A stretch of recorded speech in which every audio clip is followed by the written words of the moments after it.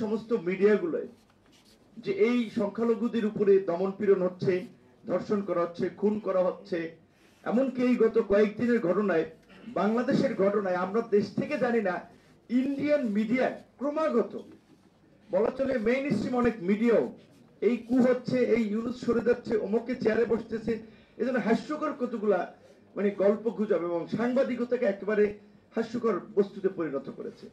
তো সেইখানে তাদের এই হুমকি, এটা নিশ্চয়ই এই মুহূর্তে আমার মনে হয় যে আমাদের একটা বিবেচনার বিষয়। চট্টগ্রাম বন্দরের যে নিউমোরিং টার্মিনাল যে প্রতিষ্ঠানকে দেওয়ার কথা বলা হচ্ছে, ডিপি অল বলা হচ্ছে এটা একটা দুবাই ভিত্তিক কোম্পানি, কিন্তু প্রকৃত অর্থে এটা মার্কিন কোম্পানি। আর দুবাই হলেই কি, মধ্যপ্রাচ্য তো পুরোটাই সাম্রাজ্যবাদীদের পায়ের নিচে। পুরো আরব বিশ্বের নেতাদের সামনে, তাদের মানে নাকের ডগায় এবং চোখের সামনে ফিলিস্তিনকে পিষে ফেলছে। কোন আরব নেতা কথা বলছে?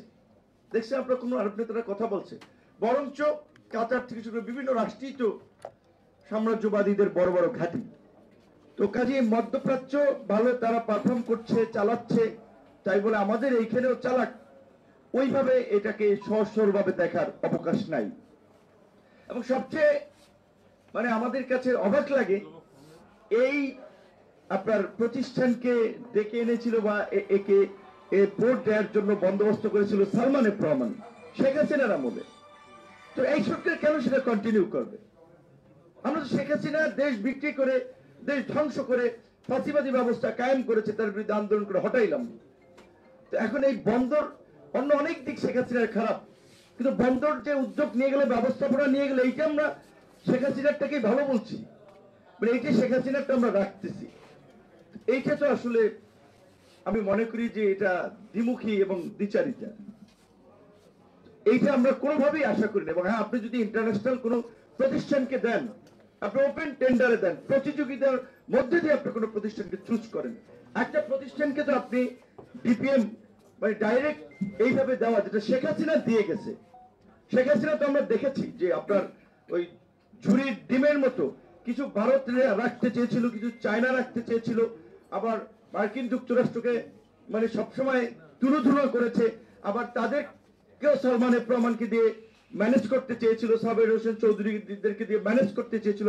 তারা তো ম্যানেজ করে থাকতে চেয়েছিল। আমরা তো চাই না বাংলাদেশকে বানরের রুটির মতো একটা ভাগ বাটোয়ারার ক্ষেত্র বানিয়ে কেউ এখানে ক্ষমতায় থাকবে এবং কেউ ক্ষমতা গ্রহণ করবে। সেই কারণে আমরা পরিষ্কারভাবেই মনে করি বাংলাদেশের মানুষ, বাংলাদেশের সচেতন রাজনৈতিক দল, এখানে বিভিন্ন রাজনৈতিক দলের নেতৃবৃন্দ আছে, বিএনপি সহ সবাই বলছে, এমনকি সামরিক বাহিনীও বলছে যে বন্দর কিংবা করিডোরের মতো সিদ্ধান্ত এটা নির্বাচিত সরকার সিদ্ধান্ত গ্রহণ করবে বা এলে সিদ্ধান্ত হবে।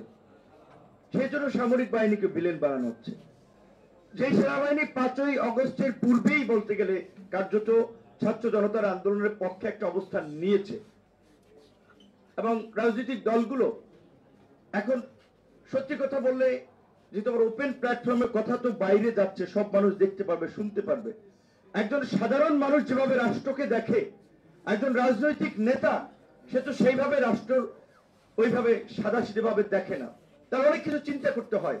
বাংলাদেশের একটা বিশাল প্রতিবেশী রাষ্ট্র, কথা বললেই তো হবে না, তার সাথে আপনি যুদ্ধ করতে পারবেন। কি আছে আপনার? ঢাল নাই, তলোয়ার নাই, নিধিরাম সর্দার। পাকিস্তানে তো পারমাণবিক বোমা আছে, আপনার কি আছে?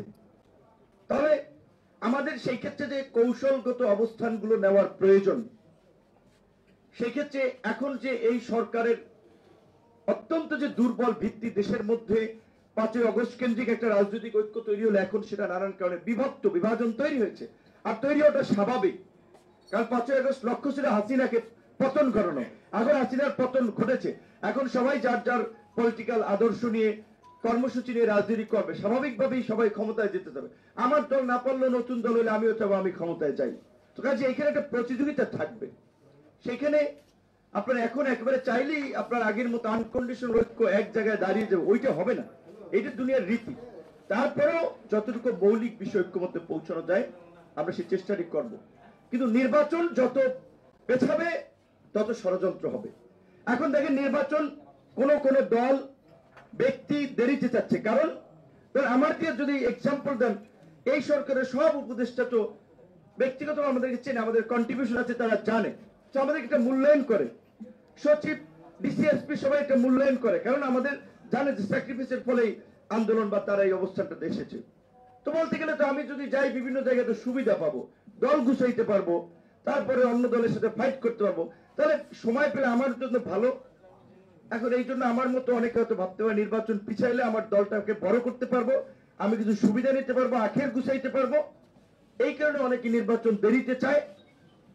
আর অনেকে মনে করছে যে সংস্কারগুলো বাস্তবায়ন ন্যূনতম অন্তত করা দরকার, সেই জন্য অনেকে মনে করছে কিছুদিন সময় লাগলে পেছানো যেতে পারে। তো সংস্কার বাস্তবায়নের পক্ষে কোন দলকে বিরোধিতা করেছে? অযথা বিএনপির মতো একটা বড় দলকে ভিলেন বানিয়ে লাভ আছে? বিএনপির মতো সাংগঠনিক কাঠামো সক্ষমতা এই মুহূর্তে কোন দলের আছে?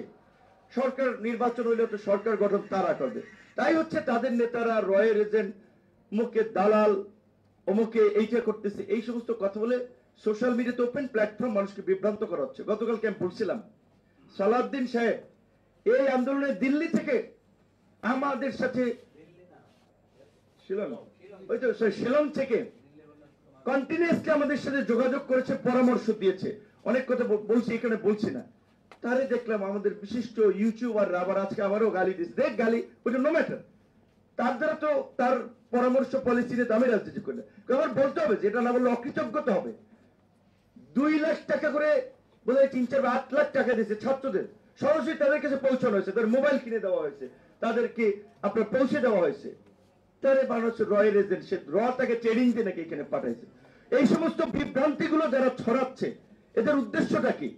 সামরিক বাহিনী ক্ষমতা দখল করতে চাচ্ছে, এই করতেছে, ইউনুসকে নামাইতে চাইতেছে, এইগুলো বলে পাবলিক সেন্টিমেন্টকে উত্তেজিত করে এখানে একটা সংঘাত সৃষ্টি করার চেষ্টা করা হচ্ছে। এই বিষয়ে আমাদের সচেতন থাকা খুবই প্রয়োজন। এবং আমি যেটা বলছি, আমরা যেটা বলতে চাই, রাজনৈতিক সরকার, বিএনপি তো অলরেডি স্ট্যান্ড তার ক্লিয়ার, বন্দরের প্রশ্নে তারা এটা সঠিক মনে করে না, করিডোর দেওয়াকেও তারা সঠিক মনে করে না। সুতরাং বিএনপি নির্বাচিত সরকার আসলেও তো আশা করি এই বিষয়ে সিদ্ধান্ত নেবে না। তাহলে অন্তর্বর্তীকালীন সরকার, যেটা 4টা আমাদের জাতীয় সংলাপ হয়েছিল, 15ই আগস্ট সরকারি ছুটি থাকবে কি থাকবে না, যখন হিন্দুদের দুর্গাপূজা সেটি কিভাবে নির্বিঘ্নে করা যায় সংলাপ হয়েছিল, আপনার ভারতের অপপ্রচার নিয়ে সংলাপ হয়েছিল সবাইকে ডেকে। তাহলে বন্দর করিডোরের মতো স্পর্শকাতর বিষয়ে রাজনৈতিক দলগুলোকে একটু ডাকা যেত না, একটু আলাপ আলোচনা করা যেত না? আমরা প্রফেসর ইউনূসকে সম্মান করি, তার প্রতি আমাদের অগাধ শ্রদ্ধা ভালোবাসা, কিন্তু তার পুরো ক্যাবিনেটে একটা পলিটিক্যাল লোক নেই, একটা পলিটিক্যাল লোক নেই। রাষ্ট্র একটা বড় পলিটিক্যাল প্রতিষ্ঠান, এটা সমাজকর্মী, এনজিও কর্মী দিয়ে রাষ্ট্র চলবে না। রাষ্ট্র চালাইতে হলে রাজনীতিবিদদের দরকার আছে।